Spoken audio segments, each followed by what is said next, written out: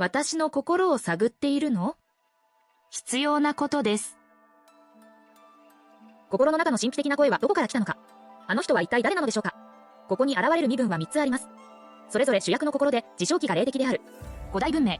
名前が本心なら、それは心を尋ねることだ。主人公と謎の人の一問一答とともに、過去の経験がだんだん思い出されていく。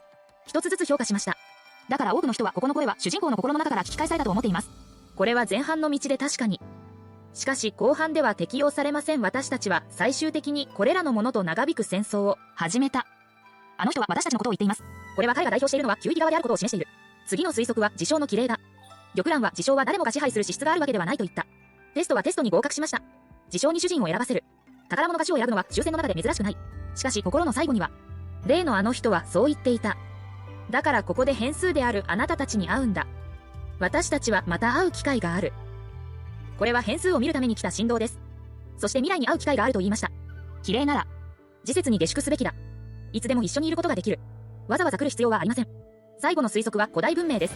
振動を尋ね、線路を修理する。これは終戦様が威発電廠の道を選ぶのが妥当です。この答えは全ての条件を完璧に満たしているようだ。古代文明もかつて不運と戦ったことがある。そして今でも勝てませんでした。インナスでも古代文明が残した遺跡に出会いました。無限像の PV の中に釣りのミノオキナもいます。このことは私たちに信じさせてくれます。ここの神秘的な音は古代文明から来ました。しかしこれは正解ではありません。月はビデオの冒頭の言葉から来ている。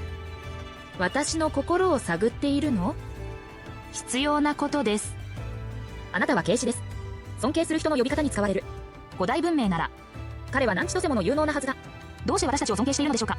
でもこの字はそんなに簡単ではありません。あなたの字は謎の人の本当の身分を見落としています。正確には彼ではなくそれです。9域真の脳。自称技術の創造者。9域の最高行政機関と科学研究機関に隠れている。神宮のスーパーコンピューターです。振動に入ってから、AI と会話しているような気がしませんか？それは本当に知能 AI だからです。多くのことも通じました。自称技術は人級の研究から最初に来た。スーパーコンピューターに頼っていた頃です。ここに投影することができます。私たちの試練の世界に入りました。半自説の綺麗だと言っても過言ではない。証拠はそれだけではない。心の最後になぜここに来たのかと言いました。変数という言葉もそのアイデンティティを見落としています。変数用の最も広い分野は計算機である。なぜこんな言葉が出てきたのか不思議でした。でも知能 AI なら通用します。コンピューターにとっては、すべての変化は変数によるものである。変数は結果を変えます。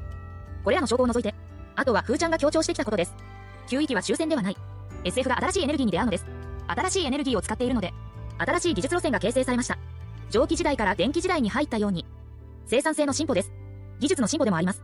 この前進の存在を尋ねました。みんな霊界ないしや異空間だと思っています。でも今分かったのは全てがこの間のことです。じゃあ心に聞いても新しい説明がありました。これは列の部分から生成された仮想空間です。だから過去の映像を見せることができます。郊外にはテクノロジーが捨てられている隠れた任務があります。自分の意識をサーバーにアップロードすることです。子供にダウンロードしました。では私たちが疑問に思っているのは、起動事象の後、意識は仮想空間に引き込まれました。わかりました。あの人はこの間です。それが口にした友達も出そうになった。彼女のせいで、あなたたちはもっと困難を経験するだろう。同時にタイムスタンプの試練を受けたサリーだ。この間はスーパーコンピューターだった。全知全能の神ではない。私たちが変数であることは知っていますが、私たちについては何も知りません。だからタイムスタンプを通過して試練の機会が近づいてきたんです。我々が困難に対抗する重責を担うことができるかどうかをテストする。サリーと一緒にいると大変なことになるって。サリーの試練で問題を発見したということです。サリーの試練は一体何が起こったのでしょう。ここはまず関所を売ります。前回のストーリーを続けて解読しましょう。アマロード・レビーリアが密葬した。主役はサリーと約束して式に来た。9域の自称科学技術は3つの部分から構成されている。それぞれ大型域エネルギー反応装置の存在するオスミウムである。エネルギーを正比の子に拡散させる。エネルギー供与実証装置の正比構成と。玉蘭に会ってから、彼女は私たちが評価テストを受けると言いました。すべての人が事象を制御できるわけではない。起動事象の後、私たちは心の道に来ました。私たちの試練を主催したのはもう列の間に変わった。私たちの心を探ってみました。残念ながら主役は記憶を失った人だ。記憶はサリー兄弟に会った後の部分だけだ。記憶が不完全な人は少ないと言われています。前に会ったことがあるか聞いたことがあるということです。ちょうど条件を満たしている人がいます。サリーの兄シャゾ。彼が不運に対抗できる以上、つまりシャゾも同じように辞書を持っているということです。彼も9域以外の時空から来た。変数の一つである可能性があります。この間彼に会ったことがあるかもしれない。この間サリー兄弟はエイダの子の子孫だと言ってた。仮想空間に入ってきた瞬間、私たちが経験したことは全て知られています。それだけではありません。主役の過去についてもコメントしています。これはしばらく独立して考える能力があることを示している。ナツサの選択はアナツストーリーの穴埋めです。最後の質問は主役ではありません。スクリーンの前のプレイヤーです。あなたならどのように選びますか？昔のビデオで風が話していました。主役は記憶を失った人だ。この新しい世界ではサリーだけが親友だ。赤での遭遇。利用されるか計算されるか。だから主役がサリーと一緒にいたい理由だ。最後の質問は少し鋭い。お前はサリーの保護者だ。誰がお前の保護者だ？なぜサリーの貢献をしたの？サリーは御社天使だから。枝の子の陣営に属しています。ハイカーダーは彼女の存在を心配している。でもクライエルがいる。ヘイウッドもサリーには対処できない。だから同行させるしかありません。しかしこれは良いことではありません。付き添いはただの口実だ。ヘイウッドはサリーを放っておくわけにはいかない。だから明日サリーの貢献を送ってくれた。実はナミシーズに早く問題があってほしいんです。ハイガルドはクラリエルに圧力をかけることができます。ナミシスを研究しています。サリーを監視しているのは陣営が違うからだ。少なくとも私たちはハイガルドの実行者です。もしそうなら陣営で計算する。誰かが私たちを監視している。この人は御社の天使であるナミシスです。賢者の目的が気になってきました。主役もサリーも。二人とも賢者の手によるものだ。彼は一体何を観測しているのだろうか。ビラの経験は書かれています。天使を赦免した後、彼女たちに対する主役の評価を初めて知りました。主人公はバックフラッグは間違っていると思っている。より多くのダメージを与えます。この考えは絶対に正しいわけではない。実際に遡って成功すれば、すべてリセットします。痛みはありません。しかしこれらの前提はバックトラックが成功することです。主役はこのような不確実性に希望をかけたくない。これが主役が正しいと思っているのです。この間また質問するのは何が正しいことですか？正しいこととは何か。主役は実は答えました。主役が正しいと思うのは正しいことだ。これがこの質問の答えです。最後の道こそがこの間の本当の試練だ。主役が本当の困難に直面する決心があるかどうかをテストする。この間ずっと我々に9域と不運の戦争を見せてくれた。ここでは一言注意しなければならない。私はここで変数であるあなたたちに会います。変数とはあなた方のことです。最近ここに来た目的もサリーのことを知っている。サリーの方では何を探っていたのでしょう。自称試練終了。でもサリーは何かおかしい。彼女の試練過程は正常に見える。しかし傍観者として行われています。あるいは彼女は観測者です。それはナミシスの名前から始めなければならない。ナミシスは古代ギリシャ神話のネメシーズに由来している。彼女は復讐の女神だ。同時に剣と天秤を握っている。剣は罰のためだ。天秤は測定のために。測定して裁判を下す。これが本物のナミシスです。賢者の最高の作品です。多くの人はなぜ幻冬を攻撃した後に失敗したのか理解できません。賢者は姿を消した。彼の目標は達成されたからだ。賢者の前にはかつて2つの道があった。一つは自分で裁判をすることです。一つはナミシスの裁判を待つことです。最初の道は彼はもう失敗した。賢者は3度目の時空を遡ってみようとした。でも止められた。今彼が選んだのは2つ目の道です。ナミシスの裁判を待つ。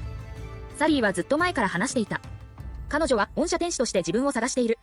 ここに生まれた本当の意味は、インナスのストーリーでは、フリガが残した言葉もあります。ナミシスは賢者が未来に投げる一手だ。これらはナミシスが普通ではないことを示しています。彼女は自分の使命を持っている。観測して裁判を行います。賢者が待っていたのも一つの答えです。この世界は存在すべきか後戻りされるべきかリセットされるべきか。この間も明らかにこの異常を発見しました。彼の試練はもともと人の心を伺うことだったはずだ。しかしナミシーズは世界の観測者のように、それが未来の私たちの道がもっと数奇になると判断した理由かもしれません。辞書を手に入れて劉備に合流した。彼女は人球に関する研究成果に言及した。人球に関する研究成果はすでに5巻出ています。人球はまさにその頃の所在である。当時の科学技術の成果はこれに由来しています。ロックを解除して心臓と成否を知りました。原玉遺跡に問題が発生した。お姉さん、早く原玉遺跡に来て。大至急。私たちが駆けつけてから大晦日が遺跡を襲っているのを見ました。これで南音が戦わずして逃げた原因も見つかった。彼女は虎を山から引き離すつもりだった。敗退のふりをして夏さと除剣戦を引きつけた。今の守備軍は抵抗できないに違いない。不運を解決して遺跡に入った。ここの事故は掃除を手伝ってくれなければ、その広域へ全体が一掃されたことがわかります。ローナ角度4角度55、域へは対戦の曖昧さで非常に優勢ではないことがわかる。掃除が終わったら主元も凶暴になっていた。シュイヤホンは原玉遺跡で活躍している怪物です。遺跡の安定した運行の一部です。今は凶暴で人を傷つける。この間の返事が南音のうなり声である。彼女の声の本当の目標は遺跡のシュイヤだ。しかし誰も気づかなかった。一晩中苦労した。これで遺跡内の防御に穴が開いた。もう少しで封印を破られそうになった。種の片付けが終わった。ザクロ碑について遺跡の奥まで来ました。ここの構成は無秩序深淵の材料と同じです。遺跡と無秩序の深淵は古代文明から来ていることがわかります。まだ封印に近づいていない。氷が外に出る現象が起こりました。ガーネット碑は迷わず情の朱雀マークを活性化しました。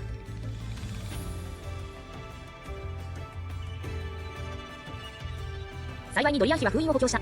しかしこの方法は体に負担が大きいです。嵐とカネがすぐに駆けつけた。次は弟の上昇が高いことがわかる。あなたの目つきが悪くて見間違えたんですさ。じゃあお姉さんと一緒に医学館に行って目を見てください。ああそうだ、目つきが悪いので姉も私を支えてくれた方がいい。ドリアン美をしているプライドが高い。わざと自分を口実にドリアンを持って帰って治療しました。ドリアン妃といえば指定にも面白いです。ドリアンは先天的で武力抜群だ。小さい頃から弟に崇拝されていた。でも年を取るにつれて、弟の実力も頭角を現している。姉であるドリアン妃に危機を感じました。彼女は弟に自分を誇りに思わせようとしている。だから一生懸命勉強し始めました。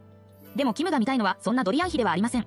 このような考え方の衝突のせいで、指定はよく矛盾と衝突を起こす。私に言わせて。やっぱり両親の遺伝子が強すぎます。